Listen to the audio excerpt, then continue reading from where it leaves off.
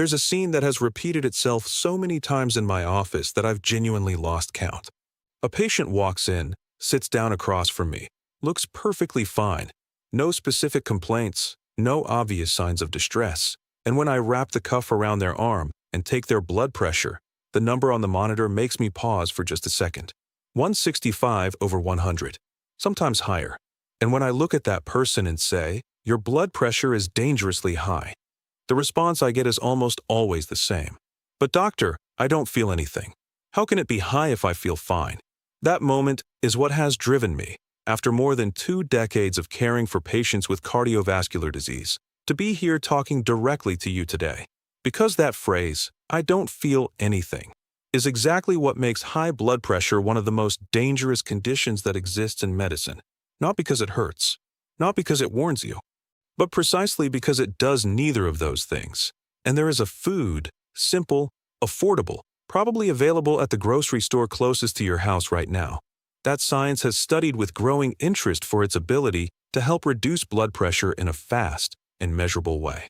I'm going to tell you everything about this food, how it works inside your body, what the studies show, and how you can start incorporating it into your everyday diet. But first, I need you to understand why what I'm about to tell you matters so much.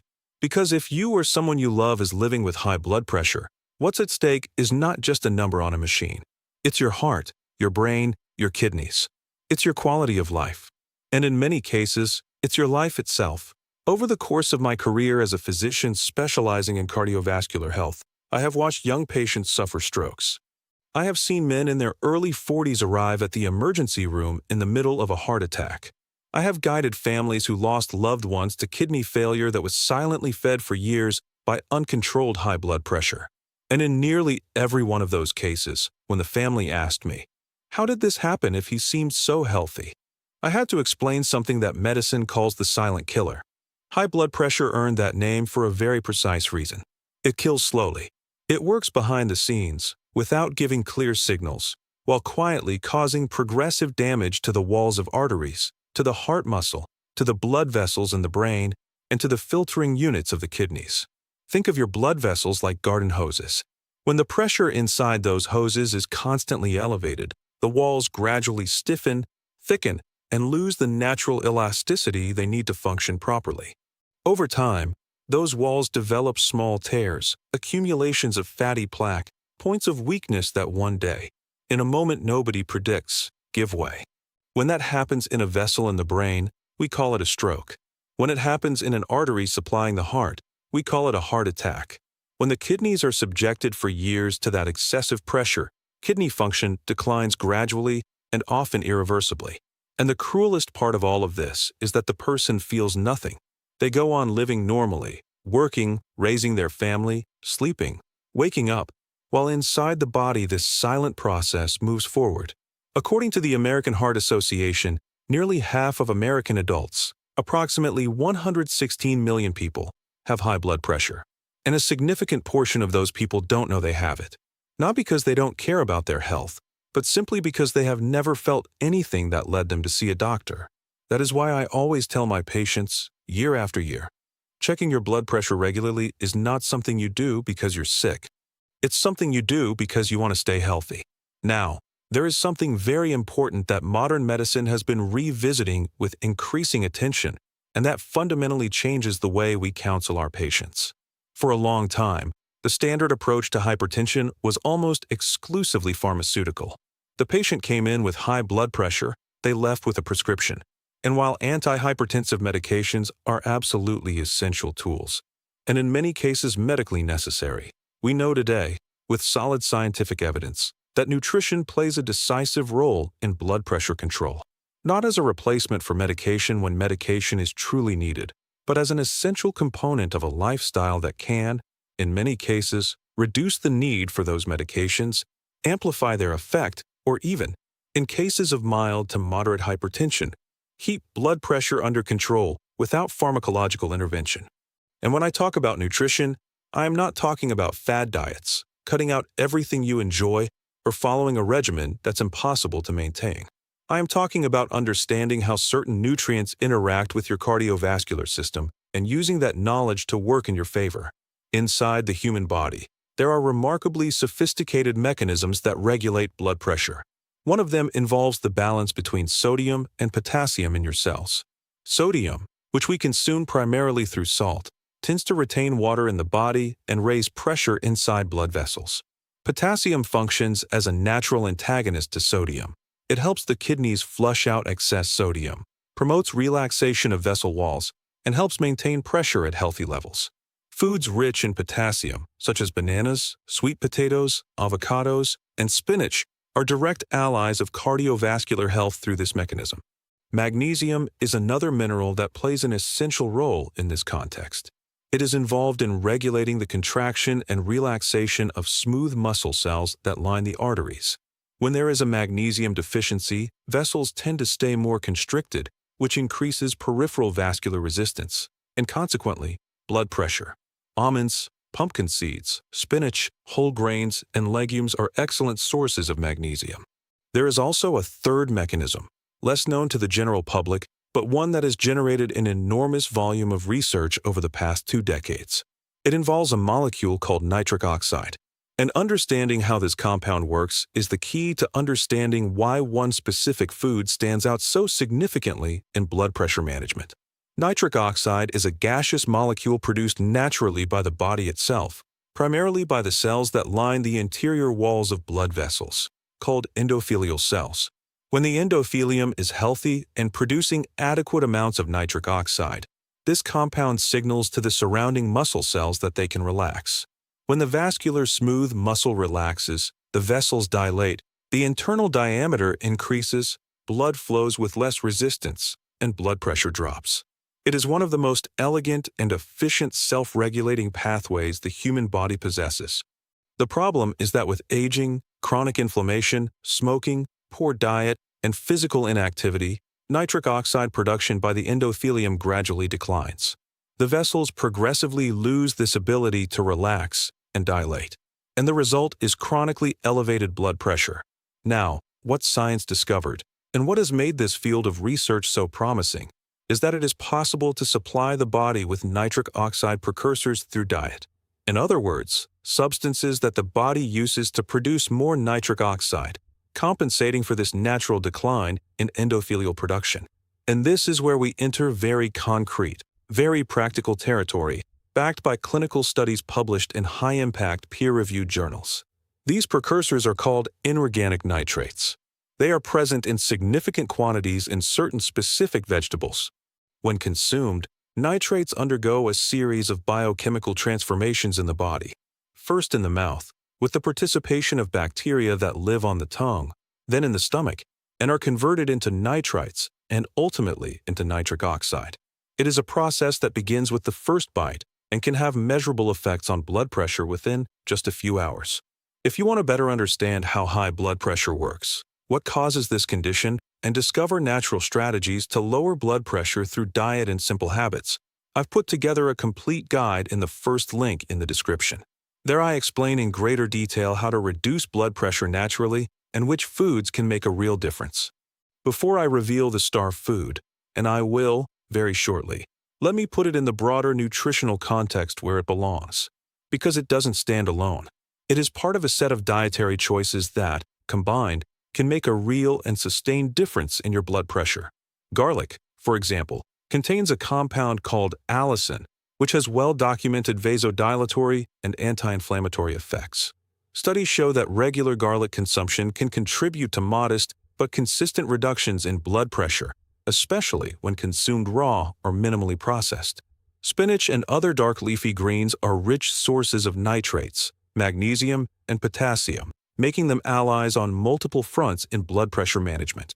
Oats contain a type of soluble fiber called beta-glucan that, beyond helping control cholesterol, has shown associations in several studies with blood pressure reduction, possibly through mechanisms related to the gut microbiome and systemic inflammation.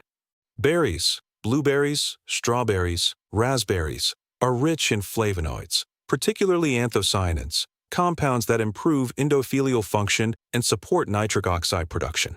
A study published in the American Journal of Clinical Nutrition found that regular blueberry consumption was associated with improvements in arterial stiffness and blood pressure in adults with elevated cardiovascular risk. All of these foods have a place within a healthy diet aimed at blood pressure control. But among them, one stands out in a particularly striking way, one that has been studied with specific and intense focus over the past 2 decades. One that shows some of the fastest and most measurable effects on blood pressure ever documented in controlled scientific studies. If you or someone in your family struggles with high blood pressure and wants to learn natural ways to bring it under control, I recommend checking out the guide we've linked in the first link in the description. There you'll find clear explanations of what high blood pressure is, how to lower it naturally, and which foods can make a difference in your day-to-day life. That food is beetroot, what most Americans know simply as beets. I know you may have been expecting something exotic, imported, hard to find, or expensive, but it's quite the opposite. Beets are a common vegetable, found in grocery stores and farmers markets across every state in America. Affordable for the vast majority of people, and they hold inside them a concentration of inorganic nitrates that rivals virtually any supplement on the market. The nitrate concentration in beets is among the highest ever measured in any vegetable studied. To give you a concrete sense of scale, 100 grams of raw beet can contain between 250 and 500 milligrams of nitrates, depending on the soil conditions where it was grown, the variety, and storage conditions. That is considerably more than you would find in, say, lettuce or tomatoes. When you eat beets or drink beet juice, the nitrates are absorbed in the small intestine and enter the bloodstream. A portion of those nitrates is concentrated in the salivary glands and secreted back into the mouth, where bacteria present on the tongue convert them into nitrites. This is a crucial step in the process, and incidentally, it is why using antibacterial mouthwash right before consuming beets can actually undermine the effect, because the mouthwash eliminates those necessary bacteria. The nitrites formed in the mouth are swallowed, reach the stomach, which has an acidic environment, and their portion is directly converted into nitric oxide. The remainder continues circulating in the blood as nitrites and is gradually converted into nitric oxide over the following hours. The end result of this process is a sustained increase in plasma nitric oxide levels, which promotes vasodilation, reduces peripheral vascular resistance, and consequently lowers blood pressure. The studies documenting this effect are numerous and methodologically solid. One of the most cited papers in this field was published in the journal Hypertension from the American Heart Association, conducted by researchers at Queen Mary University of London. In that study, volunteers with hypertension who consumed beet juice daily for 4 weeks showed significant reductions in blood pressure compared to the placebo group. Systolic pressure, the top number, dropped by an average of approximately 8 millimeters of mercury, and diastolic pressure, the bottom number, by about 4 millimeters of mercury. Does that sound small? It isn't. Reductions of that magnitude, maintained consistently over time, are associated with meaningful decreases in the risk of cardiovascular events, including heart attack and stroke. Another compelling finding from that research was an improvement in markers of arterial stiffness. In other words, the blood vessels of participants who consumed beet juice became more elastic and flexible, which is the exact opposite of what happens when hypertension progresses unchecked. Acute studies, measuring short-term effects after a single dose, have shown measurable blood pressure reductions as early as 2 to 3 hours after consuming concentrated beet juice, with the effect peaking between 4 and 6 hours and persisting for up to 24 hours in some studies. This makes beets particularly compelling from a clinical standpoint. They are not only a food with cumulative long-term benefits, but they can have a relatively rapid impact, something not seen as clearly with most other foods studied in this context. Now, as a physician, I owe you complete honesty about what beets are and what they are not. They are not a drug. They do not replace a treatment prescribed by your doctor. They will not, by themselves, normalize blood pressure that reads 180 over 110. And if you are currently taking blood pressure medication, you should never reduce or stop your dose on your own simply because you've started eating beets. What beets are, based on consistent scientific evidence, is one of the most powerful dietary tools we have available to support blood pressure control. They can amplify the effect of medications. They can help patients in early stages of hypertension maintain healthy blood pressure without pharmacological treatment when combined with other lifestyle changes.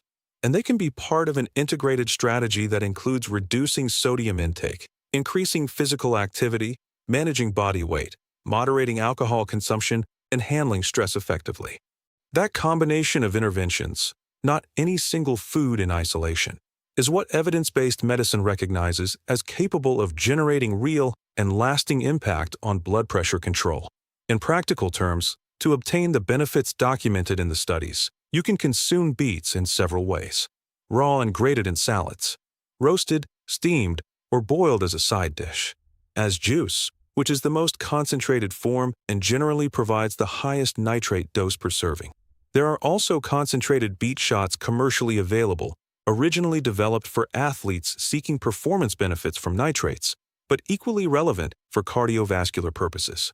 A serving of 8 ounces of fresh beet juice, or 1 medium beet consumed daily, is a reasonable reference point based on the available evidence. One important practical note: beets lose some of their nitrate content when cooked at high temperatures for extended periods. Steaming or eating them raw better preserves this nutrient. And as I mentioned, avoiding antibacterial mouthwash immediately before or after consuming beets can help preserve the oral bacteria necessary for nitrate conversion. I want to take a moment to speak to something that goes beyond the food itself. Many of my patients come to the office already carrying a certain fatigue around the topic of health. They've heard so many conflicting pieces of advice, read so many contradictory articles, tried so many things that didn't pan out, that they arrive with a mixture of hope and skepticism. And I understand that completely. The wellness and healthy eating industry produces an enormous amount of noise, exaggerated promises, miracle solutions that promise everything and deliver little. What I am sharing with you here is different. This is not a promise. This is science. These are studies published in peer-reviewed journals, with controlled methodology, conducted in human beings, with reproducible results. Beets will not cure hypertension, but they will help. And that help, within the context of genuine lifestyle change, can make a difference that you will feel and that the blood pressure cuff will confirm. I have seen this happen with many of my patients. People who came in with systolic pressure above 150 and who, over the course of 3 to 6 months of consistent dietary changes, reached values within or very close to the normal range, with medical supervision, with careful medication adjustment when appropriate, and with significantly improved quality of life. It wasn't the beets alone that accomplished this. It was the whole picture. But beets were there, as part of an anti-inflammatory dietary pattern rich in nitrates, potassium, and magnesium, giving the body the tools it needed to function better. Small changes made with consistency carry a power we often underestimate. The difference between eating beets regularly and not eating them might seem insignificant on any given day, but over months and years, that difference accumulates. Blood vessels that regularly receive the stimulus of nitric oxide remain more elastic. Blood pressure that stays a few millimeters of mercury lower on a consistent basis means less strain on the heart, less wear on the arteries, less risk of cardiovascular events. This is how prevention works, not in dramatic gestures, but in small, repeated choices that over time build a biology more favorable to health. And nutrition is, without question, the area where those choices have the greatest impact on blood pressure control. If you made it to this point in the video, you're already ahead of most people, because the majority only start worrying about blood pressure after it has already caused damage. You are addressing it now, proactively, preventively, and that makes all the difference. If this content was useful to you, if it brought clarity to something you suspected but didn't fully understand, or helped you see nutrition in a new light when it comes to blood pressure control, I'm going to ask you for one simple thing: subscribe to this channel. Because what I share here is not entertainment. It is health education built on evidence, with the goal of giving you real tools to take better care of your heart, your brain, and your body. Every video I publish continues this conversation about other foods, other mechanisms, lifestyle habits, lab work to request, when to seek medical attention, and what to expect from it. Your cardiovascular health is a long-term investment, and I want to be here for every step of that journey, bringing you serious, accessible, and actionable information. Hit the notification bell, share this with someone you think needs to hear it, and I'll see you in the next video. Take care of yourself.